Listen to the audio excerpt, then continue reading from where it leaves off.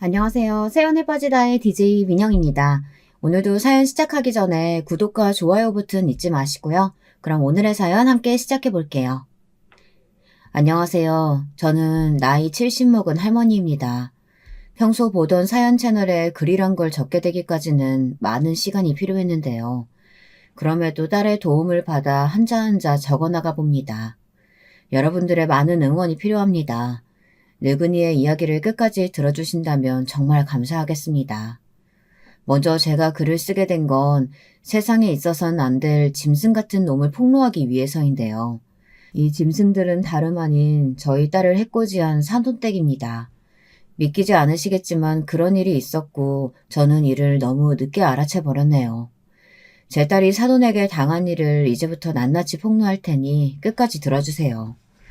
먼저 소중한 제 딸에 대한 이야기를 하자면 우리 둘째 미자는 제가 22살 시어머니에게 심한 시집살이를 당하고 있던 와중 태어난 아이였습니다. 미자는 태어날 때부터 몸이 잘 아픈 아이였는데요. 그래서 그런지 찡얼대기도 하고 우는 것도 잘하는 아이였습니다. 그 시절 저는 미자를 품에 안고 시어머니에게 혼나지 않으려고 애써 계속 달래줘야만 했죠. 제발 울지 마라, 울지 마라 하면서요. 저희 시어머니는 저란 존재도 제 배에서 태어난 미자도 굉장히 마뜩찮게 생각하셨습니다. 그래서 조금만 잘못해도 호랑이 같은 언성을 내곤 했습니다. 그 이유는 오롯이 저에게 있었죠. 제가 첫째를 딸, 둘째도 미자, 딸을 낳았기 때문이었습니다. 가문을 이어나가야 할 핏줄을 낳아야 하는데 쓸데없는 기집애만 낳는다고 구박하곤 했습니다. 게다가 시어머니는 양장정을 하셨는데 시아버지가 술을 워낙에 좋아하시는 바람에 홀로 일하는 날이 많았고 가족의 생계를 꾸려나가시는 분이었습니다. 스트레스가 많으셨던 거죠. 그러니 집에 들어와 조금만 살림살이가 흐트러지거나 미자 울음소리가 들려도 버럭 소리를 지르셨어요. 저와 결혼했던 남편이란 사람은 시어머니를 막아줬어야 했음에도 불구하고 시아버지의 기운을 고스란히 물려받아 이런 집안일엔 관여하고 싶지 않다고 했고요.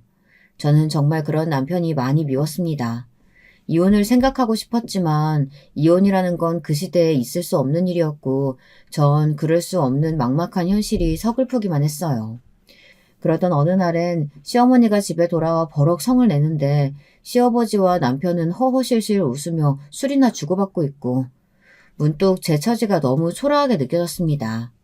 그런데 그때 우리 미자가 너무나 대쪽 같은 태도로 자기 할머니 앞에 나서는 겁니다. 그때 미자 나이가 6살밖에 되지 않았는데 어린아이라고 믿어지지 않을 만큼 목소리가 또랑또랑했습니다. 너는 내가 없을 때 집안 살림 똑바로 하라니까. 그것도 여태 안 하고 뭐 했던 거야? 그리고 미자 저 계집애는 왜 이렇게 철고 난리야? 할머니, 우리 엄마 그만 괴롭혀요. 뭐라고? 내가 언제 네 엄마 괴롭혔다고? 매일 엄마 괴롭히고 힘들게 하잖아요. 엄마도 우리 돌보느라 힘들어요. 그러니까 그만해요. 나 엄마 우는 거 싫다고요. 이놈의 기집애가 못하는 말이 없네? 기가 차서. 그간 지금까지 자기 하고 싶은 말이라면 다 했던 시어머니는 미자를 보더니 기가 찬지 실소를 터뜨리곤 아무 말도 못하셨어요. 옆에 있던 남편이나 시아버지 역시 마찬가지로 벙쪄서는 미자를 바라보았습니다. 미자는 그렇게 제 인생의 봄날을 열어준 아이였습니다. 부모에게는 자식이어도 의지하고 싶고 의지가 되는 그런 자식이 있다고 하잖아요. 미자가 딱 그런 애였습니다. 그 후로 시아버지가 중풍을 맞아 쓰러지시고 제가 변을 치우는 굳은 일을 해야 했을 때도 미자는 제 옆에서 힘이 되어주었습니다. 제 언니인 첫째와는 다르게 야무지고 똘똘하게 손을 눌려 대신 변도 받아주고 청소도 도와주곤 했어요. 사실 우리 첫째 딸아이 역시 저의 아픈 손가락이긴 한데요.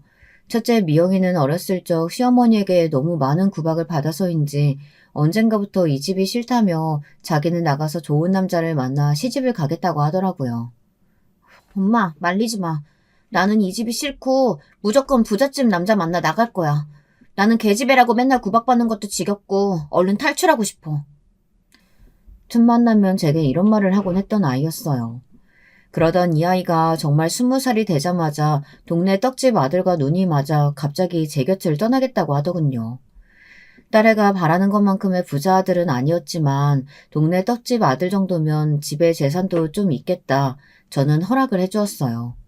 첫 아이라 시집 보내는 기분이 남다르긴 했지만 마음속으론 저 아이가 저렇게라도 이 집을 탈출해 나가는 것이 좋긴 했습니다. 그때까지도 저는 시댁살이를 하고 있었어요. 시아버지가 돌아가시고 혼자 되신 시어머니를 남편이 굳이 꼭 우리가 모셔야 한다고 주장했기 때문입니다. 이때 저는 처음으로 목소리를 내어 왜 꼭 우리가 그래야 하냐고 차남도 있고 다른 자식들도 있는데 말했지만 남편은 단칼에 잘라버렸습니다. 그러면서 저를 야박한 사람으로 몰아가더군요. 제가 당했던 시집살이의 서름이나 고단했던 점들은 죄다 깔아뭉개면서요. 참 서러웠습니다. 누구에게라도 하소연하고 싶었지만 첫째는 이미 시집가 잘 살고 있고 셋째 아들은 학교 졸업 후 동네 양아치 같은 놈들이랑 어슬렁거리며 사고치고 다니느라 집에 들어오고 있지 않았습니다. 연락을 해도 닿을 길이 없었고요. 셋째 아들은 안타깝게도 시어머니의 사랑을 너무 많이 받고 자라서인지 남을 배려하는 일이나 남의 마음을 헤아리는 일엔 원체 관심이 없었어요. 좋은 성정의 사람이 될 수 있는 아이였는데 시어머니가 대놓고 남녀차별을 하는 탓에 어릴 때부터 제 누나들을 무시하고 이어서 언젠가부터는 저를 무시했죠. 그러니 저도 셋째 아들에겐 별 기대가 없었습니다. 그런데 그런 상황 속에서 우리 둘째 미자가 그러더군요. 엄마, 언젠가 내가 엄마 데리고 나갈게. 엄마, 나랑 서울에서 살자. 뭐? 내가 아는 언니가 미용실 하는데 사람을 구한다네. 내가 다른 건 몰라도 손재주 하나는 좋잖아. 언니 따라 미용일 배우면 어디 가서 굶지 않고 살겠지 싶어. 그때 엄마도 같이 가자. 네가 아는 언니? 응. 엄만 나만 믿고 이건 아무한테도 말하지 말고 있어. 알았지? 미자는 친언니와 몇 번 연락을 하는 것 같더니 어느 날 저에게 떠날 날짜를 조용히 알려주었어요. 물론 이건 비밀이었죠. 집안에 아무도 모르는 비밀이요. 다만 엄마로서 조금 셋째 녀석이 마음에 걸리긴 해서 엄마와 누나가 떠날 거라는 사실을 조용히 일러주었습니다. 사는 게 힘들 땐 찾아오라는 말도 했고요. 하지만 그러던 어느 날 청천벽력 같은 사건이 생기고 말았습니다. 깊은 밤중 미자와 함께 떠나려던 날 어떻게 알았는지 시어머니가 불이 나게 들이닥치신 겁니다. 그날은 시어머니가 동네분의 집에서 주무시고 온다고 하는 날이었기에 편하게 준비하고 떠날 수 있는 날이었는데 시어머니의 등장에 너무 놀라 가방을 떨어뜨렸어요. 시어머니는 저를 보자마자 대뜸 손을 들어 짝소리나게 뺨을 치셨고 그 다음부턴 떨어진 가방으로 저를 후지려 패기 시작했습니다. 위자가 울며 불며 말려봤자 시어머니의 꼬장꼬장한 기세는 당해낼 수가 없었어요. 그리고 그 옆에 아들이 멍한 얼굴로 이 상황을 바라보고 있었어요. 그제야 아들이 제가 그토록 비밀이라고 일렀던 것을 시어머니에게 말했다는 사실을 깨달았습니다. 도대체 아들은 무슨 생각으로 이 일을 말했던 것일까요? 시어머니는 온갖 험한 말로 저를 한 번 더 사지에 몰아넣었습니다. 어머니. 내 이년? 너는 사람도 아닌 짐승이다. 이 금수맛도 못한 년 같은 이라고? 감히 혼자 살겠다고 여길 떠나려고 해? 네 남편이랑 날 버리려고 해? 너는 천하에 죽일 년이야. 너 같은 년을 내 며느리 삼고 지난 세월 떠받들어온 세월이 아깝다 아까워. 내 짐승에 너를 쫓아냈어야 하는데 달랑 아들 하나 넣어놓고 뻔뻔하게 얼굴 들이밀던 네 년 처지가 불쌍해서 참아줬거늘. 아이고 은혜를 이렇게 갚아? 어머님 아파요. 그만하세요. 제발 그만 때리시라고요. 에이, 너는 더 맞아야 돼. 시어머니는 다혈질에 한번 눈이 돌면 무슨 일이든 하는 사람이었습니다. 갑자기 마당에 있는 차도를 집어들더니 그걸로 제 얼굴이며 등이며 찍어내리더군요. 너무 아파 비명을 지를 새도 없이 쓰러졌는데 피가 쏟아지는 와중에도 시어머니는 멈추지 않았습니다. 그런데 그 순간 우리 둘째 미자가 벌떡 일어나 시어머니를 거칠게 밀어내곤 말하더라고요. 미자 역시 차돌에 맞아 몰골이 엉망이었지만 미자의 목소리만큼은 또렷했습니다. 엄마가 뭘 그렇게 잘못했다고요. 우리 엄마, 할머니, 할아버지는 병수발 다 들고 아버지 바람까지 참아주며 사신 분이에요. 엄마 같은 분이 어디 있어요? 나는 이제 할머니도 징그러워요. 사람같이 느껴지지 않는다고요. 그만 엄마랑 저 보내주세요. 그리고 다신 연락하지 마세요. 오늘부터 할머니는 저랑 엄마랑 인연 끊고 사는 거예요. 미자는 무서워 몸을 떨면서도 자기 할 말을 다 하더니 끝끝내 제 손을 잡고 달리기 시작했습니다. 시골 마을이었기에 달려도 캄캄한 밤과 논두렁이 전부였지만 저와 미자는 숨도 제대로 쉬지 않고 달리었던 것 같습니다. 저나 미자 둘 다 아마 여기서 지금 나가지 못하면 영영 못 나갈 거라는 어떤 두려움이 있었던 것 같습니다. 그랬기에 1시간 동안 달리고 또 달리며 마을을 완전히 벗어났죠. 그렇게 미자와 저는 험난한 고생을 겪으며 서울로 올라왔습니다. 미자와 처음 서울에 도착해 미자가 구한 방이라는 곳에 도착했을 땐 둘이 누가 먼저랄 것도 없이 서로를 껴안고 엉엉 울었어요. 우리 모녀에게 있어선 지옥에서의 해방이었지만 그 해방에 이르는 과정이 너무나 험난하고 힘들었기에 눈물부터 난 것 같습니다. 아무쪼록 미자와 시작한 서울살이는 힘들었지만 나름 행복했어요. 처음으로 남편도 시어머니도 없는 생활이었지만 나이 40 넘어 이제야 자유를 찾은 기분이었달까요. 미자는 제게 말했듯 아는 언니의 미용실에서 일을 시작했고 저는 동네 식당의 주방 일을 시작했습니다.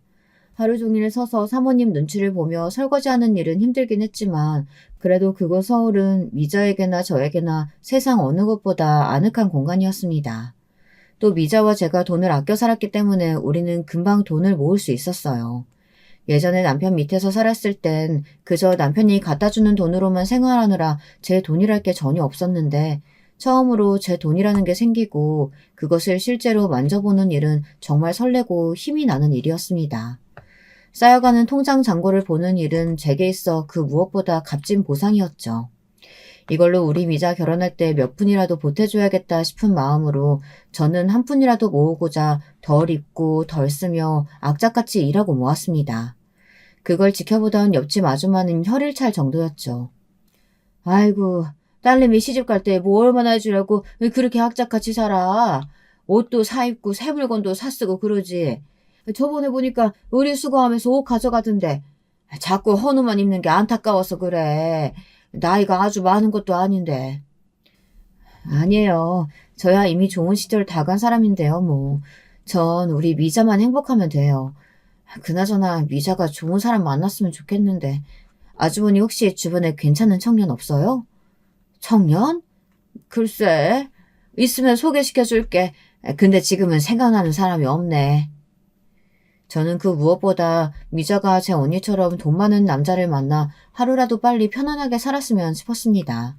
처음엔 첫째 미영이가 그냥 그런저런 집안에 시집 갔으니 적당하게만 살았으면 좋겠다 싶었는데 사위인 떡집 아들내미가 가업을 이어가다 사업을 시작했는데 그게 잘 되면서 둘이 재산도 늘려가고 좋은 차도 끌고 다니기 시작하더군요. 그렇게 미영이가 의외로 자기 팔자를 피는 걸 보니 우리 둘째도 그런 남자 만나면 소원이 없을 것 같았습니다. 그런데 제 기도를 하늘이 들어주신 걸까요? 그러다 어느 날 옆집 아주머니가 호들갑을 떨며 차 한 잔을 하자고 하더니 둘째에게 너무 좋은 혼처가 나타났다고 하는 겁니다. 어딘데요? 뭐 하는 집안이래요?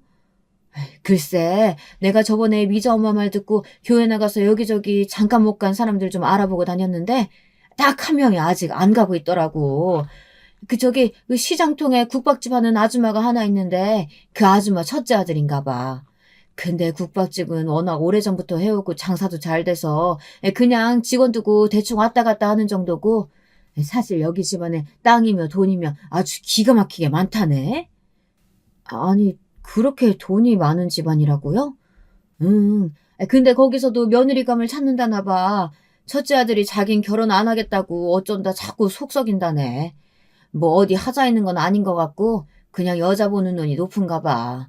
그래도 아줌마 딸내미 정도면 마음에 들어하지 않을까? 예쁘게 생겼잖아. 키도 늘씬하고. 돈이 많은 집안이라는 말이 제 귀에 가장 꽂혔던 말인 것 같습니다. 저는 이것을 둘째에게 전달했고 미자는 조심스레 생각해보겠다고 하더니 며칠 뒤 한번 만나보겠다는 말을 전해왔습니다. 지금 생각하면 저는 이 순간을 가장 후회합니다.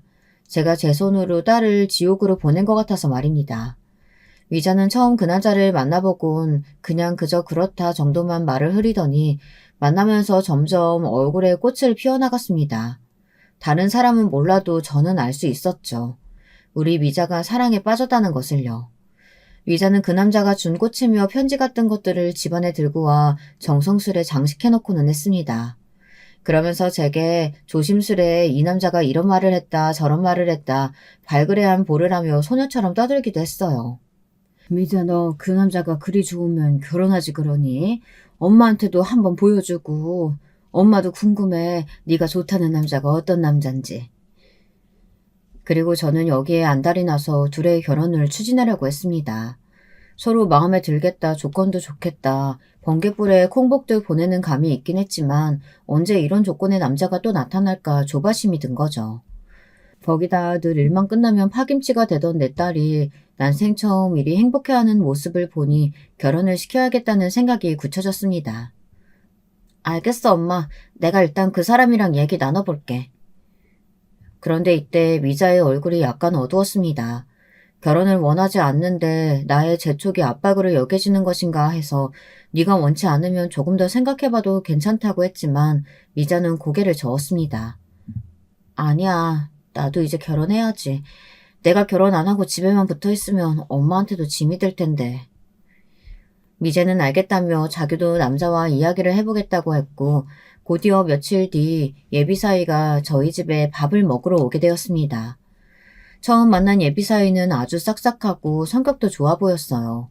어른을 대하는 예의도 있어 보였고 또 자기 가정 하나는 건실하게 꾸려나갈 사람처럼 보였습니다. 저는 그 점이 가장 마음에 들었어요. 거기다 예비사위가 집안의 장남이었는데 형제들도 모두 의사, 검사 등 전문직이더라고요.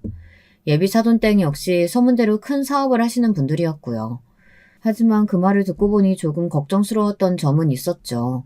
혹여라도 우리 둘째 아이를 막듯찮게 여길까 봐요. 거기다 당시 저는 남편과 이혼했고 남편은 처음부터 미자 결혼식엔 참석도 안 하겠다 못을 박았습니다. 자기 어머니한테 그러고 나간 게 괘씸하다면서요. 어이없었지만 수긍할 수밖에 없었죠. 싫다는 사람을 식당에 앉혀놓을 수도 없고 말입니다. 아무튼 홀 어머니란 조건까지 붙었으니 제 눈에야 세상에서 가장 자랑스러운 딸이지만 그쪽 집안의 기준에서 어떻게 비춰질지 모르는 일 아니겠어요. 그래서 저는 상견례 날이 다가올수록 긴장이 되었습니다. 엄마, 너무 걱정하지 마. 시부모님 다 좋은 분들이셔. 그건 아는데 그래도 엄마는 걱정되지. 엄마도 시집살이를 겪어봤으니까. 엄마 오늘 옷 괜찮니? 촌스럽진 않지? 엄마 오늘 세상에서 제일 예뻐. 대망의 상견례 날 미자가 옆에서 저를 달래는 말을 해도 마음이 가라앉지 않았어요. 그리고 드디어 사돈 내외를 보게 되었죠. 저는 이날 정말 충격적인 경험을 했습니다. 우선 사돈분들이 어떤 분들인지 무척 궁금했는데 제가 상상한 그 이상이었습니다. 입은 옷이나 말씨들 모두 고풍스럽고 우아함이 넘치는 분들이었어요. 그러다 혼수 이야기가 나왔는데 이때 안사돈의 말이 굉장히 마음에 걸렸습니다. 마치 저희의 처지를 비우는 말이었거든요. 근데 저희 집에서 집을 해갈 테니 혼수는 여자 쪽에서 준비하는 게 맞을 듯 싶은데 어떻게 생각하세요? 네, 괜찮습니다. 정말 괜찮으세요? 혹시나 여력 안 되시면 말씀하셔도 됩니다. 저희도 사는 수준 다 아는데 부담드리고 싶지 않아서요.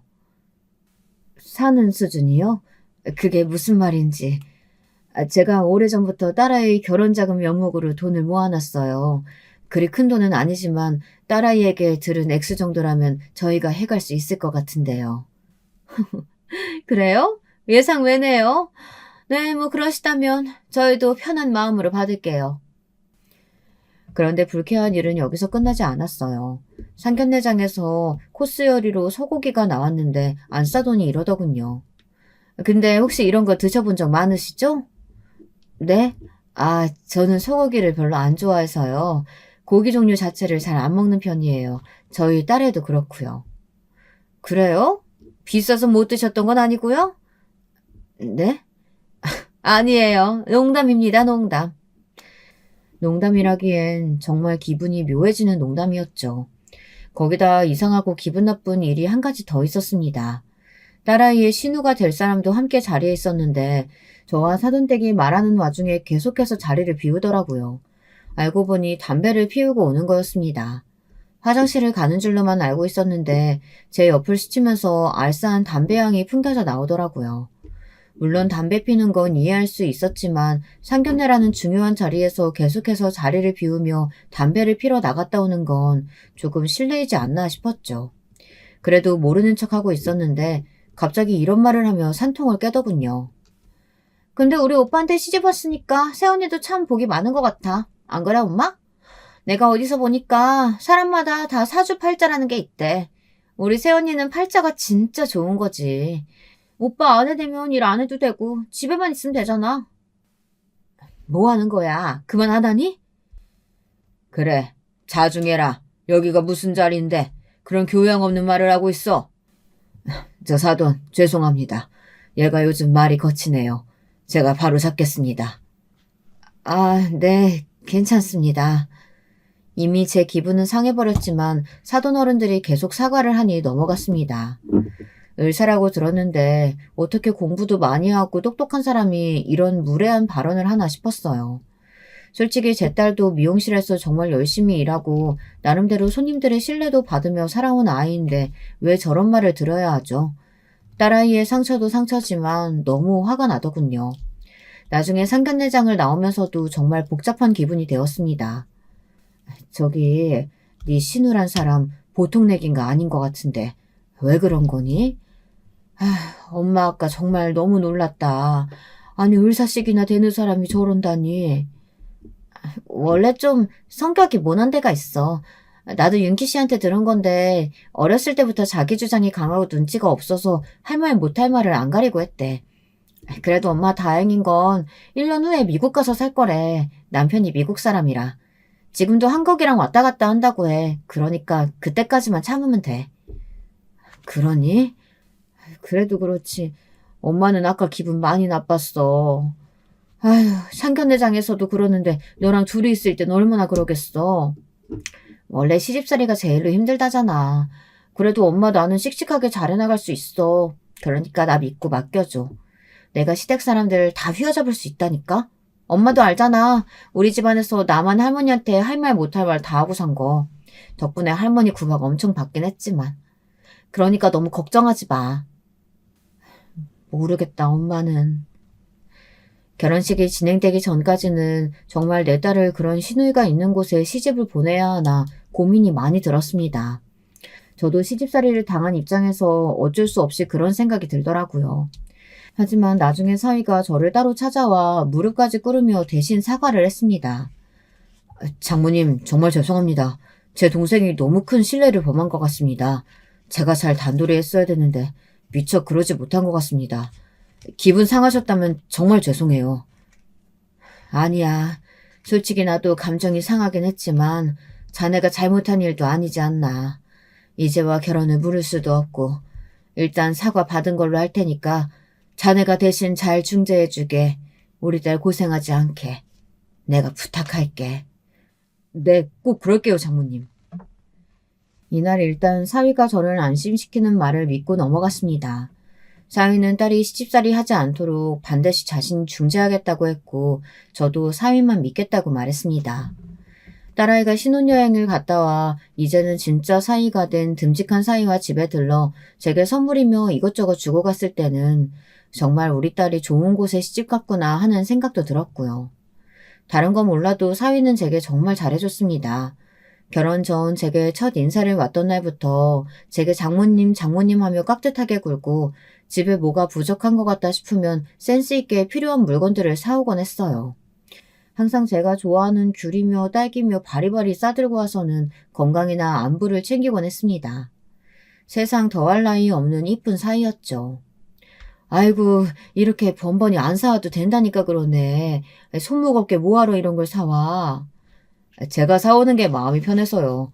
저번에 보니까 장모님 딸기 되게 좋아하시더라고요. 전에 갈비찜 해주신 보답으로 드리는 거니까 대신 저 갈비찜 자주 해주세요. 그럼 당연하지, 김서방. 내가 자네 원하는 갈비찜 정도는 언제든 해줄게.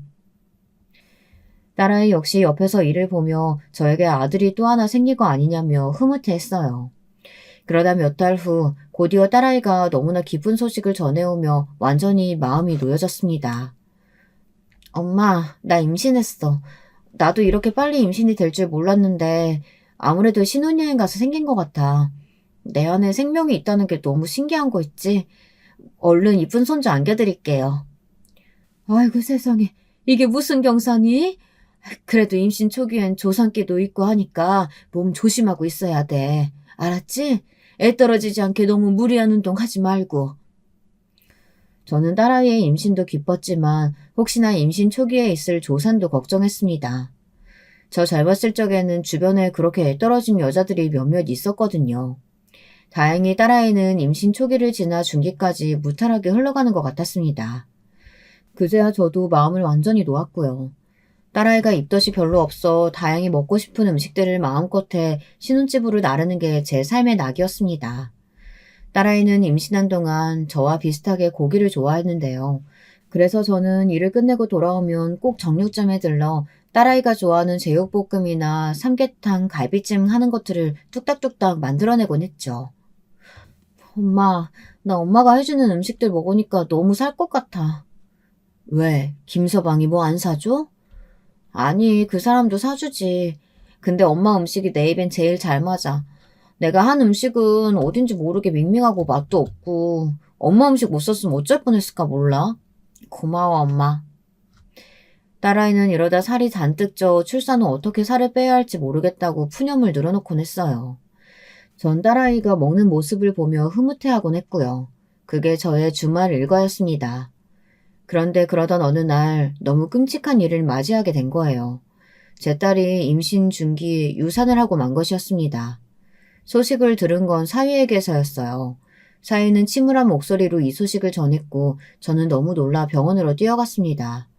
정확한 이야기를 듣기 위해 의사 선생님을 만났는데 선생님은 종종 이런 경우가 있다면서 너무 낙심하지 말라는 말을 전해주시더군요. 하지만 딸은 이미 정신적으로 많이 피폐해져 있었습니다. 태동이 안 들려서 병원에 갔는데 세상에 이런 일이 있을 줄은 몰랐어. 엄마, 나 어딘가 마음이 너무 허해. 일단 대학병원 가서 아이부터 밖으로 빼내야 한대. 안 그러면 산모한테 합병증이 생긴다고. 딸아이는 힘없이 중얼거렸고 그 뒤로도 많이 힘들어했습니다. 아이를 잃은 기분이 어딘지 공허하다며 제 앞에서 눈물을 많이 보이곤 했죠. 다행히 딸은 그 이후 아이를 또 임신했고 이번엔 건강히 출산까지 했습니다. 딸아이가 첫 아이를 출산하고서 엄마 생각이 많이 난다며 너무 고맙고 미안하다는 말을 전하는데 저까지도 감격스러워서 눈물이 났어요. 갓난아이였던 딸이 어느새 어른이 되어 자식까지 낳는 엄마가 되었다니 참 시간 흘러가는 속도가 제 생각보다 빠르다는 걸 느꼈습니다. 딸아이는 남자아이를 출산했는데 시부모님이 남자라서 더 좋아하는 것 같다며 잘해주신다고 했습니다. 저도 그 말에 조금 안심이 들었고요. 제가 딸을 낳아 시집살이를 고되게 했기 때문에 딸만큼은 결코 그런 일로 구박받지 않았으면 했거든요. 하지만 그러면서도 딸에게 이렇게 말했던 것 같습니다. 시부모님이 잘해주신다니까 다행이네. 근데 엄마는 우리 손주가 여자라도 좋아. 엄마 돼야 남녀차별이 있었지. 손주라면 여자든 남자든 다 상관없이 예쁘다. 엄마, 나 안 낳고 보니 딸이고 아들이고 뭐가 중요한가 싶어. 내 자식인데 다 예뻐. 그나저나 엄마가 그런 말도 안 되는 이유로 시집살이 당했던 거 지금 생각해도 화나. 우리가 그때 빠져나오지 않았더라면. 딸아이는 말끝을 흘렸습니다. 그 이후 저는 남편과 이혼 도장을 찍고 연락을 하지 않았고 첫째 딸아이와 막내 아들만 간간히 연락을 하고 있었습니다. 막내 아들은 한 번씩 연락할 때마다 돈 달라는 부탁만 했기 때문에 야속하기도 했고요. 그럼에도 어찌되었건 제가 가장 사랑하는 우리 딸 미자가 행복해하는 모습을 보면 제 시름도 걱정도 사라지는 듯 했습니다. 그러던 어느 날 정말 충격적인 경험을 하고야 말았습니다. 제 모든 예상을 뒤엎는 경험이었어요. 제가 반찬을 만들어 딸네 집으로 향하는 길이었는데 사위의 모습이 보이더군요. 기쁜 마음에 사위를 부를까 하다 일단 손을 흔들었는데 저를 보지 못했기에 가까이 다가갔습니다. 그런데 혼자가 아니더군요. 젊은 여자의 목소리가 들렸어요. 오빠, 와이프한테 안 들어가 봐도 돼? 오늘 외박한다고 했어. 오늘 우리 둘이야. 진짜? 웬일이야? 역시 우리 오빠 박력 터진다니까? 너랑 있으려고 그런 거지. 오늘 어디 갈까? 전에 갔던 그 스테이크집 갈까? 저는 놀란 마음을 추스르고 조금씩 다가가 여자의 얼굴을 확인했습니다. 둘은 연인처럼 바짝 붙어 다정히 손을 잡고 있더군요. 손이 떨려왔어요. 그토록 믿었던 사위는 바람을 피고 있었습니다. 애 엄마가 되어 힘들어하는 딸을 두고 말입니다. 저는 그 자리에서 바로 사위 쪽으로 걸어갔고 사위는 저를 보자마자 흠칫 놀라며 젊은 여자를 옆으로 밀어냈습니다. 장모님, 여기 어떻게 왔긴. 자네, 지금 우리 미자 두고 바람 피는 겐가? 똑바로 말하게. 그게 장모님. 사위는 곧장 제 앞에서 무릎을 꿇으며 장모님이 생각하는 사이 아니다. 이런 식으로 변명을 했습니다. 옆에 있던 젊은 여자는 상황을 지켜보다 도망을 가버렸고요. 내가 생각한 사이가 아니면 무릎은 왜 꿇어? 지금 장난하나 자네? 장모님 있잖아요. 제가 사실은 요즘 집사람과 사이가 안 좋았는데 저 여자가 꼬리치는 바람에 그만 넘어간 겁니다. 정말 생각하신 그런 거 아니에요. 머릿속으론 저도 이 상황을 어떻게 해야 할지 혼란스러웠어요. 사위가 말하는 걸 보니 둘째 딸은 사위의 바람을 전혀 눈치채지 못한 것 같았고요. 일단은 계속 길거리에 서 있을 수 없어 커피숍으로 들어갔는데 사위는 제 눈치를 한번 쓱 보더니 기어들어가는 목소리로 말하더군요. 저 집사람한테는 비밀로 해주시면 안 될까요? 집사람은 모릅니다. 다신 그러지 않겠습니다, 장모님. 정말입니다. 저는 사위가 어디서 어떻게 여자를 만났던 간에 다시는 이런 일이 있어서는 안 된다고 했고 나름대로 물샘 바가지를 틀어막기 위해 노력했죠. 허나 영원히 지켜질 비밀은 세상에 없다고 하죠. 딸아이가 저에게 전화 온 건 그로부터 한 달 후였습니다. 제게 애 아빠가 바람피는 것 같다고 토로하더군요. 한숨이 절로 나왔습니다. 이 모질한 놈을 어떻게 해야 할지 정말 속이 터질 것 같은 기분에 곧장 딸네 집으로 달려가 한바탕 난리를 떨었습니다. 사위는 똑같은 레파토리였고 딸은 애를 껴안은 채 펑펑 울고 있었어요. 사위의 상간녀는 사위네 회사의 격리였는데 심지어 딸네 집에 인사를 한번 오고 난 후 딸과 친구처럼 지내는 사이였다고 했습니다. 그러니 배신감도 상당했던 거죠. 딸은 사위를 더 이상 믿지 못하겠다며 이혼을 결혼했습니다. 엄마, 나 저 사람이랑 못 살겠어. 한번 바람핀 놈을 어떻게 믿고 살아. 우리 애 생각해서라도 참아보려고 했는데 아니야. 우리 애한테 저런 아빠 만들어주고 싶지 않아. 그런데 참 우스운 것이요. 제가 이날 무조건 딸의 이혼을 지지하고 찬성한 것이 아닌 애매한 태도를 취한 것이었어요. 저도 사위가 개차반이고 딸이 불행할 거란 사실도 알고 있었지만 그 순간 바닥을 기며 앵앵대는 손주가 너무 불쌍한 겁니다. 아빠 없이 자랄 손주가요. 그러니 원하는 대로 해라 라고만 말하고 딸네 집에 나와버렸어요. 딸은 그 이후 이혼을 선택할 것 같았지만 막상 그러지 않았습니다. 슬프게도 저와 같은 이유였습니다. 엄마, 한 번만 봐주기로 했어. 딱 한 번만. 결의가 느껴지는 딸의 말이 얼마나 속상했는지 모릅니다. 둘이 다시 그대로 산다는 소식을 듣고선 얼마나 사위를 야단치고 어르고 달래고 온갖 짓거리를 했는지 모릅니다. 제발 마음 잡고 살아달라고 눈물로 빌기도 했어요. 특히 바깥사돈이 상견례장 때는 워낙에 무뚝뚝해서 어떤 분인지 몰랐지만 나중에 사위가 바람을 폈다는 말을 듣고선 아주 호되게 꾸짖으셨다고 하더군요. 한 번만 더 바람을 피우고 싸돌아다니면 호적에서 파버릴 거라는 말씀까지 하셨다고 해요. 그 말에 사위가 제대로 겁을 먹었고요. 바깥사돈은 제게 따로 전화까지 해 폐를 끼쳐 죄송합니다. 자식 교육을 잘못시킨 제 탓입니다. 이런 짧은 말씀을 전하기도 하셨습니다. 안사돈께서는 아무런 연락이 없었지만요. 마치 남자라면 다들 한 번쯤 바람피는 게 당연하다는 식의 꼿꼿한 태도였습니다. 기분 나빴지만 그 집에 경우 있는 양반이 한 사람이라도 있다는 것이 다행이다 싶었어요. 다행히 딸내에서 5년간 안 좋은 소식이 들리지 않았고 둘째 손녀까지 출산하여 그럭저럭 잘 살아가는 것 같았습니다. 저는 당시 막내 아들이 사고를 치는 바람에 그 사고를 뒷수습하고 다니느라 정신이 없어 딸내에는 큰 신경을 써주지 못했고요. 다름 아닌 이 녀석이 어디다 돈을 투자했다 그게 잘못되는 바람에 경찰서를 왔다 갔다 해야 했습니다. 그런데 변호사를 선임하는 과정에서 돈이 나가야 했거든요. 아들은 당연히 그 돈을 충당할 여력이 없으니 제가 해주어야 했죠. 노후 자금으로 모으고 있던 돈은 그렇게 자식에게 다 가버리고 말았답니다. 엄마, 미안해. 내가 언젠가 반드시 꼭 성공해서 갚을게. 고마워. 그리고 작은 누나한테도 미안하다고 전해줘. 내가 작은 누나한테 돈 여러 번 빌렸거든. 그리고 이날 저는 몰랐던 사실을 알게 되었습니다. 바로 막내놈이 우리 둘째 미자에게 돈을 여러 번 빌렸다는 사실을요. 그 순간 이놈이 어찌나 얄밉고 밉상스럽던지 가뜩이나 힘들게 살고 있는 딸에게 저 몰래 돈을 빌렸다고 하니 한 대 패주고 싶은 심정이었습니다. 또 미자가 저에게 한 번도 그 부분을 말하지 않았다는 것이 엄마 입장에서는 안쓰럽고 그렇더군요. 나중에 미자에게 말하니 미자는 웃으며 말했습니다.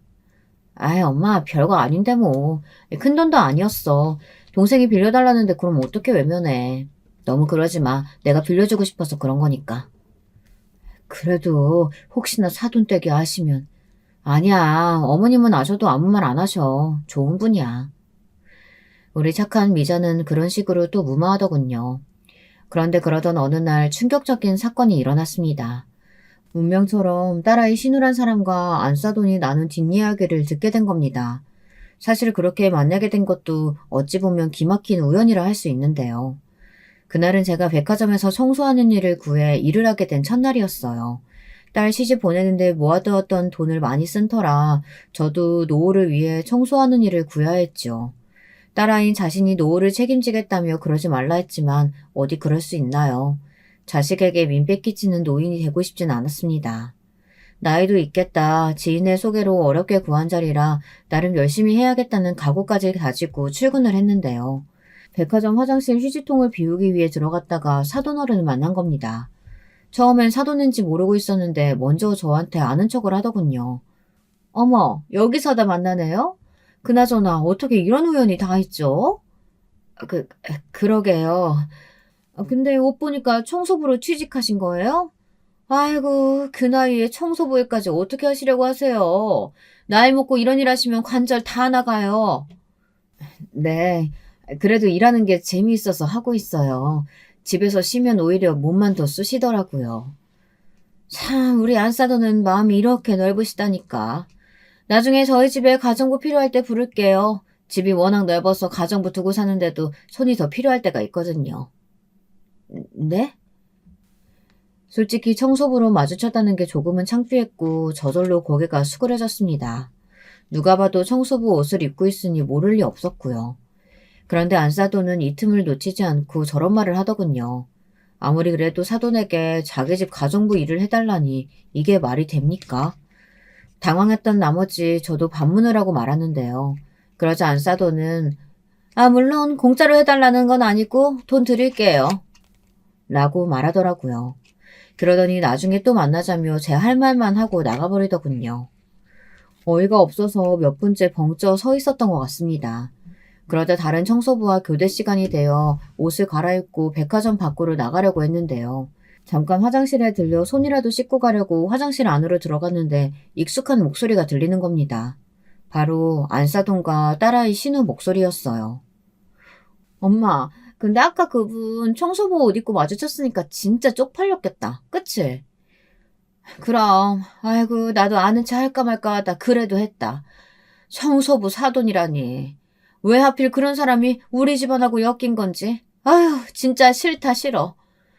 오빠가 그런 여자 데려왔으니 어쩔 수 없지 뭐. 솔직히 엄마가 손보러 간 여자들 중에 하나만 골랐어도 집안 넉넉했을 텐데. 그러게 말이다. 누굴 탓하겠니? 아무튼 다신 마주치고 싶지 않더라. 심지어 옷에서 냄새도 나던데. 여기 백화점 청소부들은 옷도 제대로 안 빠나 봐. 내가 민원이라도 넣어야겠어. 직원 관리를 도대체 어떻게 하는 건지. 그러니까 엄마 오늘 내가 가서 백화점 담당자한테 따질게.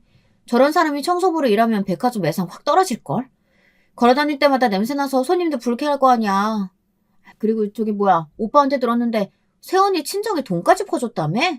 그 집 막내 아들 사고 쳐서? 그래 내가 열받아 혼났다. 진짜 지지리도 없는 집구석이야. 자식 새끼들까지 다 그 모양이니. 처지가 불쌍해 봐준 거다. 순간 모멸감이 확 치솟아 얼굴이 붉어졌고 도저히 그 자리에 있을 수 없어 도망치듯 나와버렸습니다. 머릿속에선 계속해서 그들의 대화 내용이 맴돌았어요. 저를 능욕하는 말들, 제 직업을 가지고 함부로 찌어대던 말들, 그 모든 말들이 상처가 되었습니다. 눈물이 주룩주룩 흐르는데 그 와중에 갈 곳은 없어 근처 서점에 가 몸을 녹이며 하염없이 흘러내리는 눈물을 닦아내렸죠. 그런데 사람의 인생이란 참 묘합니다. 가장 힘들고 마음이 무너져 내리는 상황에서 사위에게 전화가 온 겁니다. 사위는 제 목소리가 안 좋으니 대뜸 무슨 일이 있냐고 물었고 저는 고지고대로 소리치며 말해버렸어요. 사실 그 순간엔 감정을 참을 수가 없었거든요. 사위는 저희 집으로 딸과 함께 찾아와 또 무릎을 꿇고 죄송하다고 하더군요. 저는 이날 사과를 받으면서도 기분이 무덤덤했습니다. 사위가 제게 사과할 일도 아니었고 다름 아닌 제게 용서를 빌어야 할 장본인은 따로 있었으니까요. 하지만 정작 그 장본인들은 제게 어떤 연락도 취하지 않았습니다. 오로지 저 혼자만 감정을 삭혀야 했을 뿐이었죠. 더군다나 안사돈이란 사람은 정말 뻔뻔하더군요. 나중에 딸까지 이 상황을 알고선 이혼을 하겠다 뭐하겠다 난리를 치며 사태가 커지자 저희 집으로 찾아온 겁니다. 제게 위로금이라며 돈을 전달하더군요. 이 정도면 됐겠죠? 뭐가 됐나요? 아시잖아요. 더 큰 문제 만들지 말죠. 가족끼리. 어이가 없어 따지려고 드니 안사돈은 더 큰 무기를 꺼내들었습니다. 제가 상상치 못했던 부분이었어요. 제가 말 실수했고 사돈 기분 언짢게 해드렸다면 죄송합니다. 그런데 사돈, 저도 할 말은 많습니다. 우리 맏며느리가 자기 동생 챙긴답시고 우리 아들 돈을 몇 번이나 가로채 갔어요. 애가 요즘 일하느라 얼굴살이 쏙 빠져서 보고 있으면 안쓰러워 죽겠다니까요? 사돈도 알고 계셨죠? 그건 알고 있긴 했지만, 네, 모두 제 아들 돈이에요. 아시다시피 우리 며느리는 집안에서 살림만 하니까요. 마치 안싸돈은 그게 대단한 무기라도 되는 듯 제 딸이 집에서 자기 아들 등골 빼먹는 존재라는 듯 말을 이어갔습니다. 제가 친정에 그렇게 돈 퍼나는 거 아니라고 그렇게 말려도 말을 안 듣더라고요. 며느리는 결혼하면 출가 외인인 것을 우리 며느리만 몰라요, 사돈. 큰 액수는 아니었다고 들었습니다. 자그마치 5천만 원이에요. 5천이 누구 동네 개 이름인가요? 그 말에 말문이 턱 막혀버렸습니다. 사실 저야 더 쏘아붙이고 싶었죠. 근데 언제 왔는지 모르게 제 딸이 뒤에 서 있더라고요. 알겠습니다, 사돈. 그 돈 제가 갚아드리죠. 그러니 지금은 나가주세요. 위로금도 필요 없습니다. 갚을 거란 기대도 안 해요. 이런 집구석에 어떻게 5천이 있겠어요. 참, 아직도 전 이날을 잊을 수가 없네요. 그런 말을 하고 나가는 안사돈이라는 작자나 제 딸의 무너진 얼굴이나 저의 처량한 모습, 이 모든 것들이 거실 유리창으로 비춰오는데 가슴이 꽉 막힌 듯 했습니다. 그 뒤로 전 둘째 딸과 오랫동안 연락하지 못했습니다. 제가 걸어도 딸 쪽에서 받지를 않았어요. 그런데 사람 일은 참 묘합니다. 이렇게 무너져 있을 때 뜻하지 않은 좋은 우연을 만나게 되니까요. 어느 날 갑자기 아들에게서 전화가 오더군요. 오랜만에 걸려온 아들의 전화라 반갑기보단 어색하고 얼떨떨했습니다. 그래, 무슨 일이냐? 너 혹시 사고라도 친 게야? 엄마, 사고는 무슨 반가운 소식 전해주려고 전화했지. 반가운 소식은 무슨... 너 이번에도 전처럼 돈 해달라고 전화한 거 아니지? 엄마 돈 없다. 먹고 죽을래도 없어. 엄마, 무슨 그런 말을 해. 나 철들었어. 이번엔 정말 그런 거 아니고 내가 엄마한테 줄 게 있어서 그래. 엄마 집으로 갈 테니까 나 좋아하는 김치찌개 해줘. 아들은 역시나 아들이었습니다. 갑자기 생뚱맞게 저에게 줄 게 있다고 하더니 전화를 툭 끊어버리더라고요. 무슨 일인가 하여 나갔더니 아들은 정말로 두툼한 돈봉투와 함께 통장 하나를 건넸습니다. 눈이 안 좋아 작은 글씨는 잘 보이지 않았지만 액수는 억이 넘어갔습니다. 이게 어떻게 된 일인지 하여 물었더니 아들은 이번에야말로 투자 사업이 성공했고 큰 돈을 벌어들였다고 하더군요. 안정화되기까진 말을 아끼고 있었고요. 누나에게도 보답하고 싶다면서 누나 몫까지 따로 전달해주고 싶은데 누나가 연락이 안 된다고 하더라고요. 그제야 저도 작은 딸내와 연락이 닿은 게 아주 오래전이라는 게 상기되었습니다. 예전엔 어린 손녀딸도 봐주고 곧잘 놀아주었는데 말이죠. 아들을 만나고 난 후 저는 제가 먼저 딸에게 연락했습니다. 그리고 소녀딸을 보고 싶다는 핑계로 집으로 오라고 했죠. 오랜만에 본 딸은 어딘지 사람이 넋이 나가 있는 것 같아 보였습니다. 하지만 그 부분에 대해서 말을 피하려 하길래 소녀딸만 몇 번 놀아주고 말았습니다. 그런데 언젠가부터 소녀딸이 저만 보면 자꾸 이상한 말을 하는 겁니다. 할머니, 엄마가 매일 아파해. 어? 어린 손녀는 저만 보면 계속 딸이 아프다는 말을 했어요. 제가 보기엔 딸이 어디 아픈 것 같지 않은데 말이죠. 혹시 건강상에 문제가 있나 하여 물어보니 그런 건 결코 없다고 말했습니다.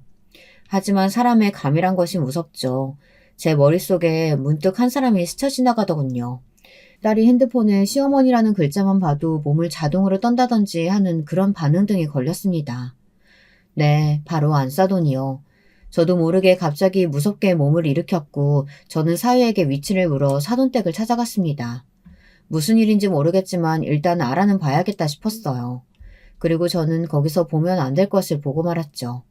사돈댁의 문을 열자마자 안사돈이 제 딸의 머리채를 잡고 있더군요. 딸애는 비명을 지르며 제발 놔달라고 소리를 치고 있었고요. 그 순간 딸의 눈물 자국이 눈에 선연히 들어왔습니다. 사돈이란 여잔 가정부가 하는 말도 못 듣고 딸애에게 소리를 버럭버럭 지르고 있었습니다. 야, 이년아, 너는 시녀야. 내 아들 시녀라고. 시녀 주제에 내조할 것이지. 어디서 애 둘 낳았다고 유세 부리고 지랄이야. 야, 너 아직도 내 아들 한 번 바람핀 거 가지고 지랄 떠니? 네가 잘했어. 봐, 내 아들이 그랬겠어? 저는 곧장 달려가 있는 힘껏 내리쳤습니다. 그리고 무슨 일이 일어났는진 기억이 드문드문 납니다. 나이 70에 무슨 힘이 그리 있었겠냐마는 안사도는 제게 뺨을 맞고 그대로 쓰러져 버렸고 저는 딸애를 끌고 나왔습니다. 그러고 나서 모든 절말을 알게 되었어요. 딸애는 지금까지 엄청나게 무수한 가학적인 행위들을 당해왔었습니다. 사위란 놈은 계속해서 바람을 피워댔고 딸아이가 시어머니에게 사위의 그런 행동을 막아달라 하면 저런 식으로 머리채를 잡았다고 합니다. 이 외에도 시어머니는 분수도 모르고 날뛰는 자기가 싫다며 청소부 딸년이란 말을 하며 머리채를 잡았다고 해요. 나중엔 시어머니가 너무 무서워 도망칠 의지도 잃었다고 합니다. 그 말을 듣는데 몸이 부서질 듯 아파오더군요. 제가 겪었던 일, 아니 그보다 더 심한 일을 딸아이가 또 겪고 있는 것이니까요. 저는 바로 딸아이가 지금까지 모아놓았던 증거를 바탕으로 법적 소송을 걸었고 최고의 변호사를 선임했습니다. 막내 아들이 흔쾌히 도와주었고요. 미자야, 엄마는 있잖아. 신이 있다면 반드시 그 못된 짐승 같은 놈들 반드시 벌받게 해줄 거라고 생각해. 정말이야. 엄마, 고마워. 엄마 없었으면 어쩔 뻔했는지. 엄마한테 너무 고맙고 미안해. 정말 다행스럽게도 하늘은 저희 편을 들어주셨습니다. 가학적인 행위를 일삼았던 사도는 법적 처벌을 무겁게 받았고 이혼 소송에서도 위자료를 받았습니다. 물론 딸아이의 정신적 피해 보상이 되기에는 너무나 작은 액수지만요. 요즘은 딸아이의 정신 건강을 위해 막내 아들이 준 돈으로 전원주택을 사서 그곳에 들어가 살고 있습니다. 부디 딸아이가 완쾌하길 바랄 뿐입니다. 또 우리 손주들 역시 마음의 상처를 잘 극복하길 바랍니다.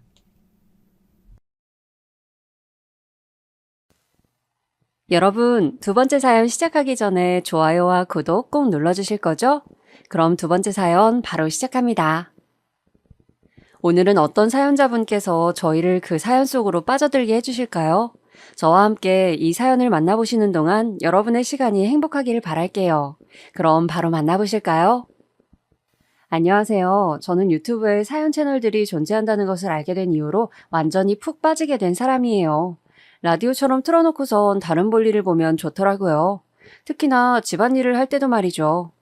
청소를 하면서 사연에 빠지다를 틀어놓으면 지루하지도 않고 기분 탓인가 괜히 일의 효율도 늘어나는 느낌이 든답니다. 저도 사연을 보내고 싶은 마음이 들어서 고민을 혼자 오래 하다가 용기를 내보게 되었어요. 혹시 여러분도 TV를 시청하실 때 오래 봐왔기 때문에 그만큼 오랜 세월을 알아온 연예인들을 보면 옛 생각에 잠기시고는 하나요? 저희 친정엄마께서는 그런 분이셨어요. TV를 시청하시다가 당신이 잘 아는 중견 배우들을 보시면 꼭 그 사람들과 얽힌 이야기를 늘어놓으셨답니다. 저 배우가 예전에는 어떤 일에 휘말렸었다느니, 또 저기 배우는 어떤 작품 찍을 때 나는 무슨 일을 하고 있었는데 그때는 참 살기가 어떠했었다느니, 이런저런 이야기를 주절주절 늘어놓는 버릇이 있으셨죠. 저는 제가 나이가 들기 전에는 친정엄마의 그런 면들이 잘 이해가 안 갔고, 그저 왜 저렇게 TV를 보시면서 말씀을 많이 하시는 건가 하는 투정이 속으로 들었을 뿐이었습니다. 그런데 참 신기한 게요. 제가 슬슬 나이가 들다 보니까 그런 친정엄마의 모습을 닮아가더라고요. 제 또래의 여자 연예인들이 결혼 소식을 줄줄이 대중에게 알려오는 것에 저는 참 많은 감상이 들었답니다. 저것들은 20년 전에도 저렇게 생겼었는데 세월이 흘러도 어쩜 거의 똑같구나. 요즘 세상에는 40대 초혼이 정말 아무렇지도 않아졌구나 하는 생각들을 한참 했었네요. 저는 40대 여자입니다. 소위 톱스타 반열에 올라 꽤 오래도록 연예계에서 군림해온 그 여자 연예인들이 가장 어리고 예쁠 때 데뷔하여서 연예계 안에서 첫 꽃을 피우던 시절을 그대로 봐왔던 대중이기도 하죠. 여러분은 혹시 TV 속의 화려한 연예인들을 보면서 본인의 인생을 돌아보진 않으시나요? 저는 거의 그러는 것 같아요. 이런 점도 참 친정엄마를 닮았네요. 저는 사실 저의 결혼 이야기를 중점적으로 적어보고 싶어서 문을 두드리게 되었어요. 지금까지 살면서 저는 여러 지인들을 곁에 두었지만 진짜 백이 저의 속마음을 털어놓을 수 있는 깊은 관계의 친구들은 만들지 못하였습니다. 또한 저의 못나고 구질구질한 면모를 내보이기 싫었기에 그런 것들을 감추면서 살았던 것도 있네요. 그렇게 저의 이야기를 자세히 아는 사람이란 전무하다고 할 수 있는데 지금 사연에 빠지다를 통해서 꺼내 보이는 거예요. 제가 기억하는 저의 어린 시절 집안은 참 가난하였습니다. 저는 사남매 중에서 둘째로 태어났어요. 집이 가난하다고 해도 그런 와중에 자식이 많다고 해도 서로 아웅다웅하면서 그 안에서 정겹게 살아가는 집들이 분명히 꽤 존재하잖아요. 그래서 부자라도 그런 화목은 돈으로 살 수 없다고들 말을 하는 것이고요. 하지만 안타깝게도 제가 생각하기에 저희 친정집은 부자들이 부럽다고 여길 만한 구석은 단 한 가지도 갖추고 있지 못했습니다. 동정이나 받았으면 또 모를까요? 친정아버지께서는 제가 기억하는 가장 어린 시절의 기억부터 일을 다니고 계셨던 분입니다. 3교대 근무를 나가셨어요. 공장 일이었지만 그래도 그것도 번듯한 규모의 회사라고 열심히 다니셨습니다. 3교대가 어떤 건지는 다들 아시죠? 저희 친정아버지께서는 어느 날은 아침 7시에 출근해서 한낮에 귀가하셨고 어느 날은 점심 드시고 출근을 하셨으며 또 어느 날 밤은 10시에 출근을 하셨습니다. 친정엄마께서 이 3교대를 두고 저한테 말씀하시기를 봄, 여름, 가을, 겨울 할 것 없이 밤 10시면 세상이 무조건 깜깜해. 그런 때에 집을 나서서 일을 가야 한다는 게 그게 얼마나 서럽고 눈물 나는 일이었니. 이렇게 표현을 해주셨어요. 저는 친정엄마의 그 서럽다는 표현이 제 가슴속에 날아와 박혔답니다. 두고두고 곱씹을수록 저를 서글프게 만들었죠. 추운 겨울이면 이불 밖으로 조금도 몸을 빼기 싫은 밤이었는데 그 새카만 어둠 속으로 추위와 맞서며 출근하셔야 했던 분이 바로 친정아버지셨던 거예요. 이렇게 사는 모습을 요즘의 어리고 젊은 세대가 바라본다면 어떻게 반응을 해올지 저는 예상할 수 있습니다. 그러길래 왜 애는 넷이나 낳아서 그렇게 사느냐. 자식 4명을 전부 다 풍족하게 키워줄 수 있는 형편도 안 되면서 그런 집에 태어나고 싶은 아이는 없었을 거다. 이런 식으로 보겠죠. 인터넷에 그 어느 사이트를 가보아도 또 유튜브만 보아도 요즘 세대의 정서를 알 수 있으니까요. 그런데 저는 그 시절과 지금이 결코 같지 않다는 의견을 내놓고 싶네요. 가난과 무지가 혐오스럽게 비춰지는 현 세대에게 그 시절에 대한 이해를 구하고 싶진 않고요. 다만 비난은 안 해주었으면 좋겠어요. 요즘 10대, 20대들은 아주 어렸을 때부터 스마트폰이며 각종 인터넷 사이트를 통해 세상 돌아가는 걸 너무 빨리 알고 배우는 데다가 무척 약삭 빠릅니다. 초등학생 그 어린아이들끼리 자기들끼리 급을 나눈다는 이야기 혹시 접해보셨나요?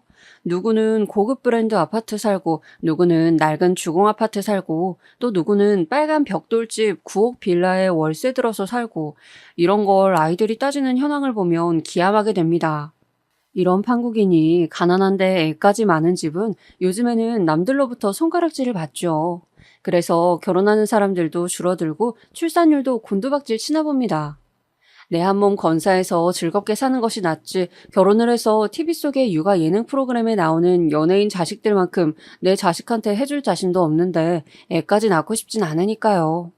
오죽하면 출산율을 떨어뜨린 주범이 연예인들이 자기 자식을 키우는 모습을 보여주는 육아 예능 프로그램이라는 얘기까지 있을까요? 혹시 결혼해서도 아이를 안 갖는 자식 부부를 두셨다거나 혼기가 다 찼는데도 결혼 생각이 없는 자식을 두신 분들이 계시다면 옛날과 현재가 상황이 같지 않음을 필히 고려해서 그들을 이해해 주셔야 할 거예요. 저희 친정부모님께서는 특별히 자식 계획을 세우신 것은 아니었지만 그렇다고 무분별하게 자식을 가지신 것은 아니라고 말씀하셨습니다. 그러니까 아무 생각도 없이 그저 없는 형편에 무조건 아이만 낳은 부모는 아니었다는 것이죠. 두 분께서는 막연하게 아들 둘, 딸 둘 이렇게 낳으면 좋겠다고 생각을 하셨었대요. 그렇게 된다면 정말 이상적일 거라고 여기셨다고 합니다. 그 생각이 현실이 되는 바람에 두 분께서는 무척 신기해하셨다고도 했고요. 이것은 첫째인 집안의 장남, 저희 오빠가 저에게도 똑같이 말을 해준 부분이니까 확실한 진실이에요. 친가와 외가 모두 형편이 썩 좋진 못했는데 특히 친가는 가족들끼리 사이가 안 좋았습니다. 외가는 집안 사정 때문에 식구들이 한때 뿔뿔이 흩어져서 살았어야만 했다고 하고요. 그랬기 때문일까요? 저희 친정부모님께서는 단란하고 화목한 가정을 꾸리는 것에 무척 뜻이 강하셨대요. 서로를 닮은 자식들을 낳아서 사랑으로 보듬어주고 잘 키워주고 싶다는 열망이 크셨던 것입니다. 첫째 아들, 둘째 딸, 셋째 딸, 넷째 아들 이렇게 4남매가 태어났습니다. 친정아버지께서는 저희 남매들을 위해 한파주의보가 내려 세상이 꽁꽁 얼었던 겨울에도 그 늦은 밤에 어둠과 추위를 가르며 출근을 하셨어요. 친정엄마께서는 저희 남매들을 키우시면서 동네 아주머니 두 분과 부업 일을 하셨고요. 저희 친정 집안은 그런 집이었습니다. 이렇게 하루하루 열심히 살다 보면 반드시 쥐구멍에 벼뜰 날이 올 거야. 조금만 더 이를 악물고 버티면 더 좋은 환경에서 살 수 있을 거란다. 친정엄마께서 저희 남매들에게 해주셨던 그 말씀을 저는 믿었습니다. 그렇게 될 것을 의심하지 않았더랬죠. 아주 어렸을 때라 기억이 너무 흐릿하지만 제가 6살 때까지 살던 집은 단칸방이었는데 7살 때 이사를 갔습니다. 집에 방이 따로 2개가 있다는 것만으로도 너무 행복했어요. 6식구가 살기엔 그 집도 좁은 집이었으나 단칸방을 벗어났다는 것 자체가 그때는 즐거웠었거든요. 그 변화를 기억하기에 저는 친정엄마의 말씀을 믿을 수 있었고 기대에 부풀 수 있었습니다. 부모님 말씀 잘 듣고 공부 열심히 하고 그러면 앞으로 더 우리 집이 잘 살 수 있겠지? 미래의 부모님 집은 부자가 되어 있을 거고 나는 엄청 멋진 사회인이 되어 있을 거야. 어렸던 저는 달콤한 꿈에 취해 있었습니다. 떡볶이 한 컵도 100원짜리 불량식품 과자 한 봉지도 소중하고 맛있게 먹었던 그때를 지나며 더 나은 미래를 그렸습니다. 그러나 하늘은 무심하였습니다.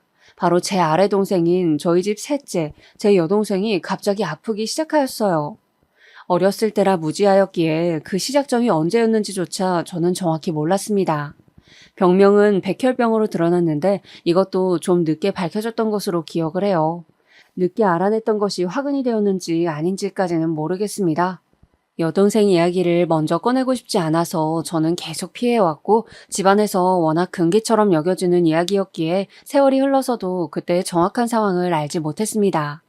그때 여동생은 백혈병으로 드러나서 투병 생활을 하셨고 친정엄마께서 그 곁에 붙어서 매달리셨습니다.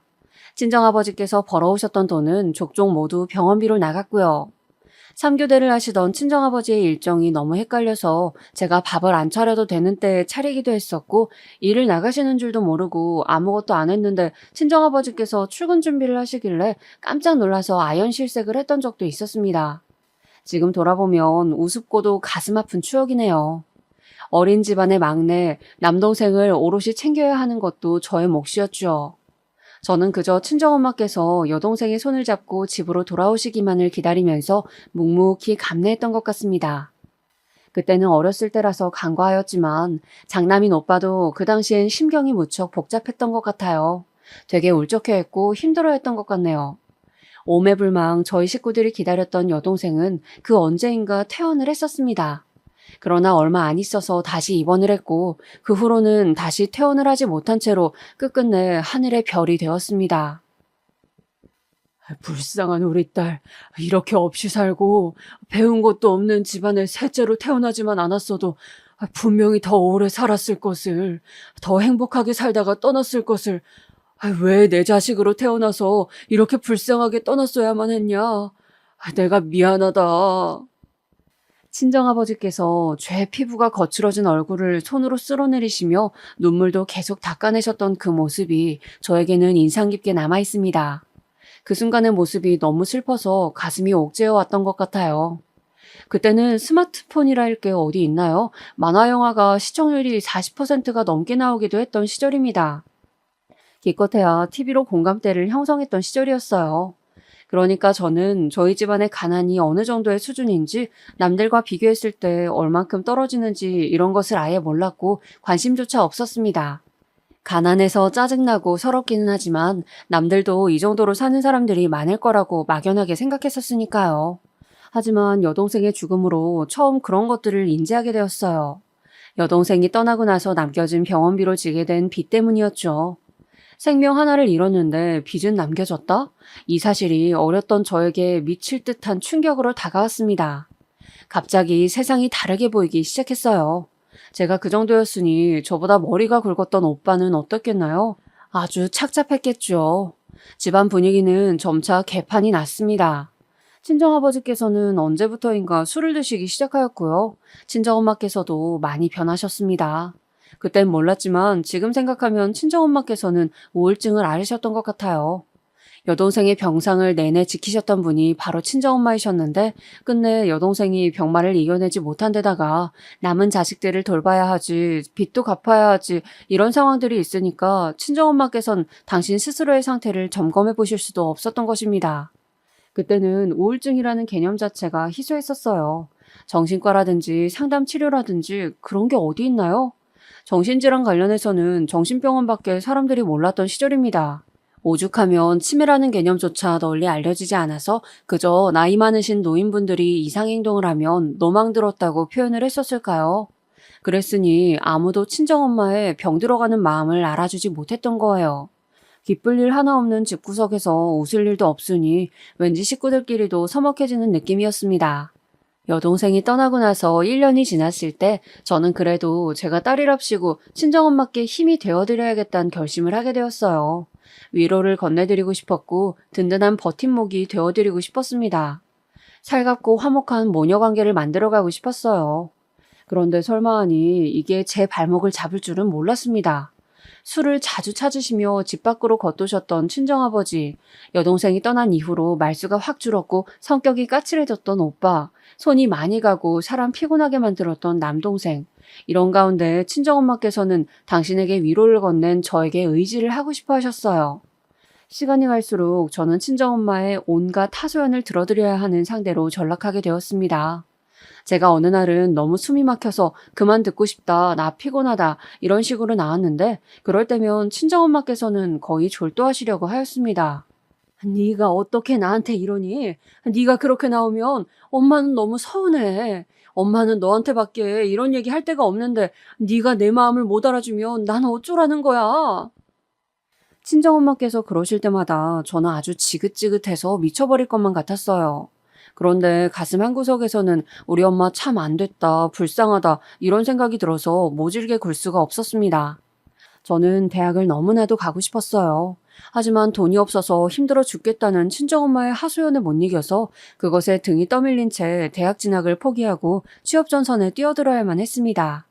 같이 고등학교에 다닌 친구들이 대학 생활을 즐기는 동안 저는 돈을 벌기 시작했지요. 생활이 달라지니까 사이도 멀어지더라고요. 이때 친정오빠는 군입대를 하였고 저의 어깨는 더더욱 무거워졌습니다. 친정아버지와 제가 버는 돈으로 저희 집이 생활을 하고 돈을 모았죠. 그런데 어느 날 문득 친정부모님께서 남동생은 꼭 대학을 보내야 한다고 하셨는데 그 말씀이 너무 당연해서 이해가 가는 한편 제 가슴 한구석에는 응어리가 졌습니다. 그럼 저는 대학에 안 가도 되었던 자식이었나요? 그 물음이 턱끝까지 차올랐었어요. 하지만 철없이 굴기에는 집안 상황이 여유롭지 않다는 것을 누구보다 잘 알고 있었기에 속으로만 삭혀야 했습니다. 결국 남동생이 대학 가는 것을 제가 뒷바라지를 다 해줬네요. 속상했지만 남동생이 잘 돼야 결과적으로 집안에 좋은 일이라는 생각으로 서러움을 꾹 눌렀습니다. 여동생이 떠난 이후로 내내 눌러 참고 살아온 저였지만 그랬던 저를 조금 변화시킨 계기가 있었습니다. 그건 바로 저희 오빠가 사귀던 여자친구랑 결혼하고 싶은 마음이 있다고 집에 알려왔을 때였어요. 친정 부모님께서는 아직은 결혼하기 이르지 않냐고 못발 나무라시면서도 우리 장남을 장가 보내려면 돈이 더 필요하겠는데? 이런 계산부터 바로 하시고 저에게 손을 벌리셨습니다. 와, 그때 기분이 정말 뭐라고 설명할 수 없게 비참했어요. 제가 마치 집에다가 돈이나 벌어 갖다 바치는 기계에다가 친정엄마의 하소연을 들어주는 공짜 상담사라도 된 기분이었죠. 그래서 저는 20대 때 오빠랑 사이가 좋지 못하였습니다. 오빠는 우리가 남이냐, 가족끼리 이것저것 재지 말아라 라고 하셨고, 저는 내 일방적인 희생으로 굴러가는 집안 꼴이 짜증난다며 맞섰습니다. 그 여자친구랑 크게 다투는 바람에 오빠는 결국 그때 결혼을 하진 않았었지만 저에게는 어떤 교훈 한 가지를 남겨주었고, 그래서 저는 홧김에 결혼하고 싶다는 욕망을 품게 되었습니다. 그런 와중에 제가 만났던 남자가 있었어요. 어떤 사람이었냐 하면 제가 듣고 싶어하는 말을 잘 해주는 남자였습니다. 네가 정말 힘들었겠다. 고생 많았네. 이렇게 말을 해주는 것을 듣고 제가 그 남자한테 빠져서 넘어가 버렸어요. 그까진 위로해도 제가 정신을 못 차릴 때였던 것이죠. 그 남자는 저처럼 고졸에다가 직업도 그저 그랬고 인물도 솔직히 보통 이하였습니다. 하지만 저한테 다정다감했으며 무엇보다 저의 이야기를 잘 들어주었기에 너무 좋았어요. 그래서 결혼하고 싶은 마음에 친정 식구들에게 그 남자를 다 소개시켜주기까지 했습니다. 제가 그 남자 집에 가서 마치 이미 며느리라도 된 것처럼 같이 식사 준비도 하고 둘러앉아서 밥도 먹고 그쪽 부모님의 생신도 챙겨드렸었죠. 저희 친정 부모님께서는 변변찮아도 너무 변변찮다며 그 남자를 결혼 상대로 탐탁지 않아 하셨고 저는 콩깍지가 씌어서 전혀 듣지 않았었고요. 결혼을 강행하였는데 결론적으로는 파혼을 하고 말았습니다. 그 남자가 바람을 피웠는데 저한테 현장을 들켰거든요. 제가 너무 큰 충격을 받아서 식음을 전폐하고 있을 때 그 남자가 저에게 찾아와서 늘어놓았던 자기 변호가 잊혀지지 않습니다. 막상 너랑 결혼하려니까 너무 심란해서 그랬어. 너보다 잘난 여자를 만나고 싶었거든. 대학도 나오고 집안도 더 유복한 여자 만나서 멋지게 살고 싶은 욕심에 그런 실수를 저질렀다. 상처 줘서 미안해. 그런 뻔뻔한 변명이 또 있을까요? 지금 생각하면 완전히 정신이 이상한 놈이었어요. 저한테 바람 현장을 걸린 게 얼마나 다행이었는지. 하지만 당시에는 그런 식으로 파혼을 맞았다는 게 미친 듯이 힘들었을 따름이었죠. 연애 기간 약 2년, 그 기간 동안 들인 제 모든 수고와 돈도 날아간 셈이었습니다. 그 후로 저는 남자에 대한 기대치를 완전히 내려놓았어요. 대신 저를 배신했던 그 남자가 했던 말처럼 나보다 나은 상대와 결혼하고 싶다는 희망사항을 품게 되었습니다. 불같은 운명적인 사랑을 할 게 아니라면 그냥 조건이 더 좋은 남자랑 결혼을 하는 게 최고일 것 같더라고요. 제가 객관적으로 잘난 여자가 아니었기 때문에 저보다 훨씬 더 높은 급의 남자를 만나는 것은 아주 힘든 일이었고 절충안을 찾아서 저는 결혼을 하게 되었습니다. 제가 결혼한 남자는 우선 4년제 대학을 나왔으며 인물도 제법 괜찮았죠. 착하거나 부드러운 성격과는 거리가 멀었으나 자기 신념 확고해 보이는 모습이 마음에 들었습니다. 남편은 제가 생활력이 강하고 수더분해 보인다면서 결혼 상대로는 최고라고 생각을 했다더군요. 저희 두 사람끼리는 이해관계가 맞아떨어졌는데 문제는 시댁에 있었습니다. 왜냐하면 시댁에서는 처음부터 저를 마음에 안 들어했기 때문이죠. 남편이 장남이라는 것도 큰 몫을 했다고 생각해요. 남편은 3남매 중에 맞이인데 자기 밑으로 여동생과 늦둥이인 남동생이 있었습니다. 다닌다는 직장 얘기 듣고서는 그래도 그 정도면 어디 가서 부끄럽지 않겠다고 생각을 했었는데 고졸? 최종 학력이 고등학교 졸업인 건 꽤나 큰 하자인 것 같아서 기분이 좀 그렇네요. 인사드리러 갔었던 첫 만남에서 시어머니께서는 저에게 그런 식의 말씀을 하셨었죠. 저는 고졸이라는 저의 최종 학력이 결코 만족스럽지 못하였으나 남한테 부끄럽다는 생각을 가지고 살아오진 않은 바였습니다. 집안 상황상 그때는 제가 대학에 가기 어려울 때였고 저는 사회 경쟁력을 열심히 쌓아오면서 제가 이러는 것들에 대한 보람과 자부심이 조금은 있었거든요. 직장에서도 제가 고졸이랍시고 불합리한 대우를 딱히 받은 것도 없었고요. 그랬기에 시어머니의 반응은 저로선 너무 의외였으며 당황스러웠습니다. 우리 아들은 멀쩡한 대학 나왔고 우리 딸은 곧 박사 학위 딸 사람인데 아이고 차이가 나도 너무 나서 민망해 죽겠네. 우리 집에 고졸이 며느리로 들어온다니 본인이 적응이나 잘할 수 있겠어요? 그때 당시에는 시어머니께서 저를 대놓고 비우신다는 생각까지 못하고 그냥 저를 떠보시는 거라고만 여겼었어요. 그러니까 눈치 없이 해맑게 웃으면서 대답을 해드렸었겠죠. 네, 그럼요. 당연하죠. 앞으로 잘 부탁드려요, 어머님. 제가 어머님께 예쁨 받을 수 있도록 열심히 노력할게요. 아니, 고졸은 고졸 집안으로 시집 가는 게 마음이 편하지 않겠나 싶어서 나는 말을 던져본 것인데. 아니에요, 어머님. 저 마음 하나도 안 불편해요. 어머님의 며느리가 되어서도 마음 편하게 잘 지내겠습니다. 저의 반응을 보면서 아마 시어머니께서는 뭐 이런 게 다 있나 싶으셨을 것 같네요. 그때 그 순간으로 시간을 돌릴 수만 있다면 저는 시어머니의 모욕적인 언사 앞에서 다른 반응을 할 것 같지만 지난 걸 되돌릴 순 없는 노릇이었죠. 남편한테는 좀 욱하는 성격이 있었는데 그게 저랑 결혼 진행을 하면서 이상한 쪽으로 발휘가 되었어요. 시댁 식구들한테 남편이 어느 날 욱해서 이런 식으로 말을 하고 만 거예요. 내가 하기로 결정한 결혼인데 왜 토를 달고 여기에다 태클을 거는 거야? 내가 한다잖아. 내가 하고 싶다잖아. 이 결혼을. 그 바람에 어영부영 결혼을 하게 되었으니 어이가 없는 전말을 품은 결혼이었죠. 그래서 저는 지인들한테 조건이 제가 확 기우는 결혼을 어떻게 그렇게나 빨리 시댁 쪽에 승낙을 받고 진행할 수 있었는지 진상을 밝히지 않았답니다. 시댁에서 저를 낮잡아 본다는 것도 남편의 욱하는 다혈질 때문에 결혼이 결정되어 버렸다는 것도 남한테 말하기는 꺼려지는 진실이었으니까요. 제가 결혼한 걸 두고 저를 아는 사람들은 땡 잡았다, 정말 잘 되었다면서 축하를 해주었지만 그 실상은 그러지 못하였습니다. 제가 잡은 땡이 좋은 땡이 아니라 나쁜 땡이었거든요. 진실된 사랑을 쫓아 결혼하지 않고 조건을 앞세웠던 것이 저의 잘못이었을까요? 결혼 생활은 별로 행복하지 못하였습니다. 무엇보다 시어머니의 눈치를 자꾸 살피게 되었죠. 저를 보실 때마다 표정에서부터 이미 심술을 드러내셨고 항상 저에게 잔소리를 하고 싶으셔서 그 인매가 언제나 실룩거렸습니다. 그런 시어머니의 모습을 볼 때마다 저는 속이 얹힌 기분이었어요. 가슴이 갑갑하였고요. 거의 화병이나 다름없었죠. 제가 남편보다 못한 직장에 다니고 있었지만 엄연히 직장인이었는데 시어머니께서는 그걸 인정을 안 해주셨습니다. 고졸이 다니는 직장에서 하는 일이 다 보잘것없지 뭐. 대단한 일이라도 할 것도 아닌데 그까진 일 좀 다닌다고 바쁘다 피곤하다 핑계대기는. 그런 싸가지 없는 태도는 어디서 배웠는지. 아니지. 그런 것조차 배울 데가 없어서 아예 배우지를 못했겠구나. 그냥 천성 자체가 그런 것이야. 저를 하도 부려먹으려고 그러셔서 제가 직장인이라는 방패를 내세웠더니 그마저도 탐탁지 않게 여기셨죠. 그때 남편의 여동생, 그러니까 저의 시누이가 박사 학위를 따내는 바람에 제가 경멸당하는 분위기가 제대로 조성이 되어버렸습니다. 시어머니께서는 막말을 숨쉬듯이 너무나도 아무렇지 않게 자연스럽게 뱉으셨어요. 우리 딸이 그렇게나 공부를 열심히 해서 박사까지 되는 동안 누구네 딸은 고졸에 머물렀는데 한 집에서 조우를 하게 되다니 이 무슨 불공평한 상황인가 모르겠네. 이래서 노력 하나 없이 그저 시집만 잘 가면 되는 줄 아는 한심한 여자들이 우리 딸처럼 멋지게 사는 여자들을 먹칠하는 거라니까.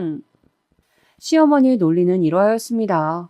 시누이는 대학을 나온 것은 물론이고 박사학위까지 딴 대단한 여자인데 저는 고졸밖에 안 되는 주제에 결혼으로 엮어서 둘이 한 집안 식구가 되었으니 격이 안 맞다는 것이었어요. 제가 집안의 흠이라고 보셨죠.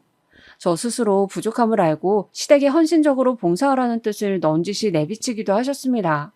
매번 가만히 들어드리면서 어색하게 웃음만 짓고 있었더니 점점 저를 더 우습게 여기시더라고요. 하지만 제가 참았던 것은 시어머니, 시댁 식구들을 위해서가 아니었습니다. 참고 사는 것이 제 인생에서 습관이 되어 있었기 때문이에요. 친정엄마께서는 제가 원래 생각했던 결혼 생활이 아니라서 힘들다고 말씀을 드렸을 때 마치 기다렸다는 듯이 당신의 힘든 이야기를 되려 꺼내셨던 분이었죠. 너는 엄마가 네 아버지랑 이날 이때까지 행복하게만 살아온 것 같니? 네 눈에는 그렇게 보여? 아니야, 절대로 아니야. 엄마는 그냥 이 악물면서 참아온 세월이 훨씬 길었고 네가 지금 결혼해서 힘들다고 하는 건 장난 같은 투정 수준이란다. 친정엄마께서 저의 고민을 아무것도 아닌 것으로 치부하시는 순간 왠지 자포자기가 되었습니다. 저는 제가 희생하는 역할에 놓이는 것에 익숙하기도 하였고 막말로 이혼이라도 해서 이혼녀가 되면 어쩔 거냐는 가정에 부딪힐 때마다 겁이 났었어요. 이혼해도 뾰족한 수가 없다는 생각을 하면서 그냥 인내하였습니다. 하지만 저도 사람인지라 시어머니께서 저를 우습고 하찮게 여기시는 것에 늘 아무렇지 않을 수는 없었죠. 하루는 시어머니께서 저한테 이러시더군요. 우리 딸이 얼마나 잘났는지 알고 나서 너는 아무렇지도 않디? 같은 여자인데 어쩜 이렇게 다를까? 분명히 여자라는 핑계를 대고 안 해온 일들이 많았겠지. 사람이 이렇게나 발전이 떨어져서야. 그때 마늘을 까고 있었는데 하마터면 순간적으로 열이 받아서 깐 마늘 바가지를 시어머니의 면상에 엎을 뻔하였습니다. 여자라는 핑계? 정말 어이가 없었네요. 저도 누가 공부를 더 시켜주었다면 당연히 했었겠죠. 여자라는 것을 앞세워서 뭔가를 안 해본 적은 인생에서 없었고 오히려 손해를 봤으면 봤던 인생이었습니다. 시어머니께서 자꾸 저를 이상한 논리로 비웃으시는 게 짜증이 났지만 당시에는 앞에서 크게 못 따졌어요. 대신에 자려고 밤에 누우면 그때 그렇게 받아칠 걸 이런 후회가 자주 들고는 했습니다. 시누이는 어렸을 적에 2차례 크게 아팠었대요. 그래서인지 시부모님께서 더욱 애지중지하는 자식이었으며 아무래도 딸이다 보니까 아들보다는 섬세하게 상대를 해주신 것 같더라고요. 저도 원래 그 사정을 몰랐다가 시누이가 옛날에 아팠었다는 것을 알게 되고부터는 잘해주고자 했었어요. 왜냐하면 어린 나이에 세상을 떠나야 했던 제 여동생이 떠올랐기 때문이죠. 여동생이 떠나지만 않았다면 친정아버지께서 술을 가까이 하게 되지도 않았을 것이고 친정엄마께서 우울증에 걸리지도 않으셨을 것이고 오빠의 성격이 바뀌어버리지도 않았을 것이고 남동생도 화목한 가정의 모습만 보면서 자랐을 것이라는 그 희망 고문과도 같은 슬픈 가정을 저는 아주 오래도록 해왔습니다. 그랬던 저였기에 시누이가 괜스레 애틋하기도 하였어요. 제가 시누이보단 언니이기도 하니까 더 잘해줘야겠다는 생각이었고요. 그런데 그것은 결국에 저의 잘못된 판단이었습니다. 호의가 계속되면 권리인 줄 안다는 그 영화 속 명대사처럼 제가 잘해줘봤자 시누이는 점점 더 저를 호구 취급하더라고요. 그리고 슬슬 태도가 점차 건방져졌어요. 제가 무슨 말을 걸거나 부탁을 하면 꼭 대답하는 말투가 건성이었습니다. 마지못해 네네 하는 느낌 뭔지 아시죠? 꼭 그렇게 구니까 대놓고 지적하자니 제가 속이 좁은 사람이 되는 것만 같아서 그냥 두었네요. 매일 보고 사는 것도 아니니까 그러려니 하다가 저는 시어머니의 언행에서 한 가지 특징을 잡아냈습니다. 시어머니께서는 저를 낮잡아보고 싶으셔서 일부러 제 앞에서만 자꾸 고조를 들먹이셨고 시누이가 박사라는 것을 강조하셨어요. 저 없는 자리에서 안 그러신다는 것을 알게 된 이후로는 시어머니가 달리 보이더군요. 처음에는 그래, 얼마나 자기 딸의 잘남을 자랑하고 싶으시면 저러실까. 그런데 매번 자랑하실 때도 마땅치 않으니까 나한테 그러시는구나. 내가 그냥 들어드리자. 이런 식으로 견디고 넘겼는데 제가 또 바보에다가 호구였던 것이죠. 제가 저를 향한 시어머니의 태도 때문에 너무 스트레스 받는다고 남편한테 자주 말을 했었습니다. 힘들고 짜증나고 서럽다는 심정을 토로했었는데요. 초반에는 대충 들어주는 신용이라도 했던 남편이 어느 날은 저한테 확 신경질을 내더군요. 그래서 나보고 뭐 어쩌라고. 맨날 징징거리고 우는 소리밖에 못하네. 너는 네 앞가림도 혼자서 못하냐? 우리 엄마한테 앞으로 제대로 교육받고 정신 좀 바짝 차려라. 아무리 그래도 말을 저렇게까지 할 필요가 있었을까요? 저는 남편한테 서운하다 못해서 마음이 차갑게 식는 기분을 느꼈습니다. 그리고 더 이상 남편에게 저의 속마음을 이야기하지 않게 되었어요. 왜냐하면 제가 친정엄마로부터 각종 하소연을 들어줘야 했던 지난 세월이 자꾸만 떠올랐었거든요. 제가 다름 아닌 친정엄마의 그런 모습을 닮아서 다른 사람에게 감정적인 하소연을 하게 된 것만 같아서 싫었습니다. 별다른 일 없이 늘 똑같이 굴러가는 지루한 직장, 남편하고 둘이 있는 것보단 혼자 있는 게 마음 편한 신혼집, 그리고 제 가슴을 답답하게 죄어오는 시대까지 저를 온통 우울하게 만드는 환경뿐이었어요. 그런 와중에 시어머니께서는 제 점심시간에 맞춰 전화까지 해가시면서 시누이 자랑을 늘어놓으셨습니다. 무슨 얘기인가 했더니만 시누이가 저보다 월급을 훨씬 더 많이 받는다면서 역시 고조라고 박사는 하늘과 땅 차이라고 하시더군요. 너무 짜증나서 한 귀로 듣고 흘려버리고 말았는데 어느 날 제가 정말 우연히 시누이의 비밀을 알게 되었어요. 그 시작은 신우이가 투잡을 한다는 걸 알게 되면서부터였습니다. 종이책 말고 컴퓨터나 휴대폰으로 보는 전자책 뭔지 아시죠? 그렇게 볼 수 있는 웹소설을 신우이가 쓰고 있었어요. 제가 그걸 알아내려고 알아냈었던 게 아니라 제가 고군분투하면서 갈비찜 양념을 혼자 만드는 동안 신우이가 슬그머니 거실로 TV를 보러 자리를 뜨면서 남겨놓고 간 휴대폰 화면을 언뜻 봐버린 것이 계기였습니다. 언니, 저는 잠깐 소파에 앉아있다 올게요. 허리가 아파서 그래요. 그런 핑계를 대면서 얄밉게 TV 앞에 소파에 앉은 신우이는 잠깐이란 말을 지키지 않았고 놔두고 간 휴대폰의 화면이 켜져 있길래 제가 무심코 봤는데 그게 웹소설의 연재 페이지였어요. 그리고 신우이가 그 글의 작성자였기 때문에 관리자 모드로 되어 있더라고요. 제가 깜짝 놀라서 정보를 외워뒀다가 따로 검색을 해봤습니다. 그랬더니만 신우이가 저급한 소재와 내용의 소설을 써서 그걸로 돈을 벌고 있었던 사실이 드러났습니다. 이상하다. 이 정도 분량이면 취미로 시간을 할애하는 정도가 아닌데 이걸로 본격적인 돈벌이를 하려는 모양새잖아? 도대체 왜일까? 시어머니께서 그렇게 입에 침이 마르도록 칭찬을 대시며 저를 깎아내리는 도구로 사용하시는 신우이의 비밀이라니 제가 궁금하지 않을 수가 있어야 말이죠. 저는 신우이가 다닌다는 회사가 도대체 정확히 뭐 하는 곳인지 어떻게 돌아가는 곳인지 알아보다가 한 가지 희한한 사실을 접하게 되었어요. 충격적이게도 그것은 바로 고졸 입사 전형이었습니다.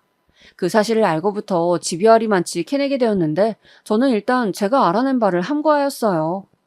남의 비밀을 가지고 무슨 스토커 마냥 따로 조사해서 알아봤다는 점이 너무 음흉한 것 같다. 이게 할 짓이 맞나 싶네. 제 자신에 대한 성찰이 들었기 때문이었습니다. 왠지 스스로 부끄러운 느낌이었죠. 하지만 신우이의 비밀을 알게 된 이후로 저는 더 이상 전처럼 신우이를 볼 수는 없었습니다. 신우이를 보고 있으면 왠지 제 안에서 냉랭한 기운이 올라왔고 시어머니의 비아냥도 예전과 같은 기분으로는 받아들여지지 않았죠. 저를 가만히 두었다면 저는 워낙 답답한 호구였기 때문에 먼저 그 비밀을 발설하지 않았을 테고 신우이의 평화는 더 오래갔을 거예요. 하지만 그 사건 하나가 터져버리고 말았죠. 갖은 핑계를 대고 방문을 미루고 있었던 시댁이었는데 모처럼 갔던 날이었어요. 식사 준비 다 해놨다고 와서 저녁 먹자고 시부모님께서 분명히 그러셔서 갔건만 준비가 거의 안 되어 있더라고요. 얄미운 남편은 거실에서 시아버지와 TV나 보고 앉았고 더 얄미운 시누이는 어머니께 나랑 언니랑 마저 다 할게 이런 식으로나 말을 해놓고선 실상 자기는 거의 아무것도 하지 않은 채 저에게 전가하였습니다. 저한테 언니는 진짜 음식 간 맞추시는 거 잘하시네요 라면서 자꾸 제가 다 하도록 부추겼는데 결혼 직후에나 그런 수법이 통하였지 이제는 그 시커먼 속내가 다 보였습니다. 어이가 없어서 실소가 지어지더라고요. 그래도 그냥 대충 상황을 마무리하고 식사까지 마쳤어요.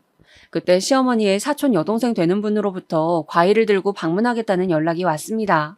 저는 솔직히 너무 불편한 자리가 될 것 같아서 별로였지만 나머지 식구들은 맛있는 과일을 받아 먹을 생각에 즐거워만 하더군요. 예의상으로나마 저의 의견을 물어보는 사람은 아무도 없었습니다. 가라앉은 기분으로 식사 뒷정리를 한 뒤에 설거지는 제가 시누이한테 맡겼어요. 준비도 제가 다 했고 설거지는 늘 저의 몫이었으므로 이번에야말로 전가를 하고 싶었거든요. 시누이가 입술을 삐죽거리면서 자기 부모랑 오빠가 있는 거실 쪽을 힐끗거리더니 상당히 마지못해 한다는 표정으로 이내 고무장갑을 꼈습니다. 저는 잔반이 들어간 냉장고 정리를 했죠. 제가 깔끔하게 정리를 마쳐놓고 이따가 과일 먹을 것을 대비해서 쟁반 같은 것도 준비를 하고 있는데 그때까지도 시누이는 미적거리면서 설거지를 덜 마친 상태였어요. 괜히 거들고 싶지 않아서 저는 모른 채 하고 두었지요. 바로 그때 시어머니의 사촌 여동생분이 도착을 하였습니다. 샤인머스켓 2상자를 들고 오셨더라고요. 우리 딸이 최고로 좋아하는 과일 왔다. 어머, 지금 뭐야? 네가 왜 설거지를 다 했어? 시어머니께서는 그렇게 외치면서 부엌에 들어오셨고 설거지를 마친 후 고무장갑을 벗고 있던 시누이를 발견하셨죠. 저는 그 반응에 무척 당황스러웠습니다. 그럼 제가 설거지를 꼭 했어야만 했었다는 건가요? 제가 떨떠름한 기색으로 있는 것을 본 시어머니께서는 금세 얼굴에 열이 오른 낯으로 저한테 삿대질을 하셨습니다. 너 해도 너무하는 거 아니니? 네? 제가 뭘요? 아니 상식적으로 말이야. 고졸인 네가 박사님을 알아서 모셔야지 왜 부려먹고 있냐고. 시어머니야말로 해도 해도 너무하는 분이셨어요. 세상 천지에 설거지에 대고선 고졸과 박사를 운운하는 사람이 어디에 있다는 겁니까? 기가 막히기도 하고 너무 모욕적이기도 해서 제가 입술만 꽉 깨물고 있는데 신우이가 웃음을 참는 표정으로 입가를 실룩거리는 게 보였어요. 그 다음으로는 뭔 소란인가 싶어서 부엌으로 온 나머지 시댁 식구들이 보였죠. 비단 이 집안에 시집온 이후부터가 아니라 저의 지난 세월 동안 쌓여왔던 출처 모를 분노가 그 순간에 확 터져나오고 말았습니다. 박사님이라고요? 여기에 대체 박사님이 어디 있다는 말씀이시죠? 저희는 공평하게 고졸인데요. 얘가 무슨 헛소리를 하는 거야? 내 딸이 박사학위 딴 거 모르는 사람도 여태 있었니? 그건 아마 학력 위조된 걸 보신 걸 거예요. 왜냐하면 애초에 아가씨는 대학에 입학만 하고 졸업은 안 하셨으니까요. 제가 자신만만하게 외치자 시어머니께서는 저를 미친년 보듯 하셨다가 눈을 슬쩍 돌려서 신우이를 보셨습니다. 반박을 하고 싶은지 입술만 달싹거리던 신우이는 결연에 찬 저의 눈빛을 보고 이내 시선을 내리깔았습니다. 학력 위조라니? 그럼 범죄자 같은 행동을 내 딸이 왜 한단 말이야? 어머님, 아버님의 기대가 하늘을 찔렀으니 그랬겠죠. 아가씨는 지금 직장에 고졸 학력으로 입사하셨죠? 그래서 급여도 낮고, 그래서 다른 부업으로 수입을 충당하셨죠? 충격 속에 빠진 시댁 식구들의 눈이 모조리 신우이에게 쏠려 있었습니다. 시어머니께서는 당장이라도 쓰러질 듯 어느새 안색이 창백해져 있었어요. 아까부터 무슨 소리를 하시는 건지 저는 모르겠네요. 그리고 언니, 제가 부업이 있기는 뭐가 있다고 그러세요? 그래요? 그럼 제가 잘못 알았나 보네요. 저는 아가씨가 도저히 가족들한테는 밝힐 수 없을 정도로 엄청난 수위의 소설이라도 써서 돈을 버시는 줄 알았거든요. 어머님, 그게 뭔지 한번 보실래요? 제가 휴대폰을 꺼내들었을 때 신우이가 불이 나게 달려와서 저를 막아섰습니다. 그 모습에 시어머니께서는 자리에 털썩 주저앉으셨죠. 의미 없는 설전이 오갔고 격분한 시아버지께서는 신우이의 뺨을 후려치시려다가 갑자기 그 손으로 뒷목을 잡으셨습니다. 놀란 시어머니의 사촌 여동생분께서 119를 부르셨고 잠시 후 구급차가 도착하자 이웃들이 무슨 소란인가 싶어서 다 기웃거리고 아주 난리도 아니었습니다. 저는 혼란을 틈타서 어느 이웃분께 짤막한 전말을 알려드렸어요. 딸이 박사라고 그렇게 동네방네 자랑을 하고 다니셨는데 알고 보니 전부 거짓이었대요. 고졸인데 속여왔던 거죠. 그래서 뒷목 잡고 쓰러지신 거예요. 마치 남의 집 이야기를 하듯 슬쩍 흘렸더니 그분이 엄청 놀라시면서 금세 다른 이웃분들께 그 전말을 전하기 위해서 움직이시더군요. 소문이 퍼지는 건 순식간이었습니다. 저는 후회하지 않았어요. 지르고 나니까 속이 시원하더라고요. 남편의 찌질한 모습을 보게 된 것은 유감이었지만요. 너 나한테 이혼이라도 당하고 싶어서 이래? 자기가 제 목줄이라도 쥐고 있는 양 구는 모습에서 그 어떤 위압감도 느낄 수 없었습니다. 되려 웃음이 나오더라고요. 말 잘했네. 그래, 이혼하자. 너 같은 놈하고 더 살아주기에는 내가 아까워. 제가 당당하게 나오니까 남편은 다혈질이 도져버렸습니다. 공교롭게도 욱하는 그 성격 덕분에 저는 무사히 이혼을 할 수가 있었어요. 저는 그간 시댁으로부터 정신적 피해를 입은 대가를 받아내야겠다고 하였고 남편은 홧김에 저한테 신혼집의 매매 시세의 반 정도에 근접하는 재산을 분할해 주었습니다. 순전히 홧김에 저지른 일이었다는 것을 저는 알 수 있었어요. 그래서 더 통쾌했네요.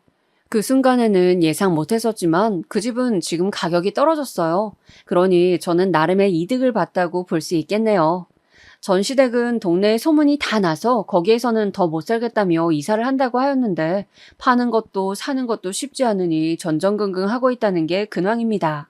그리고 전 시누이는 1년 넘게 사귀고 있었던 남자친구한테 차였대요. 그쪽에도 박사라고 거짓말을 했었는데 이제 다 들통났으니 소용없어진 것이었죠. 이혼하고 나서 저는 지난 세월 속에만 깊이 묻어두었던 저의 진짜 본심을 친정 식구들에게 털어놓았습니다. 서운했던 점, 억울했던 점, 힘들었던 점 이런 것들을 털어놓았는데 결과가 지지부진할 것이라는 저의 예상을 깨고 식구들이 제 이야기를 진지하게 들어주었어요.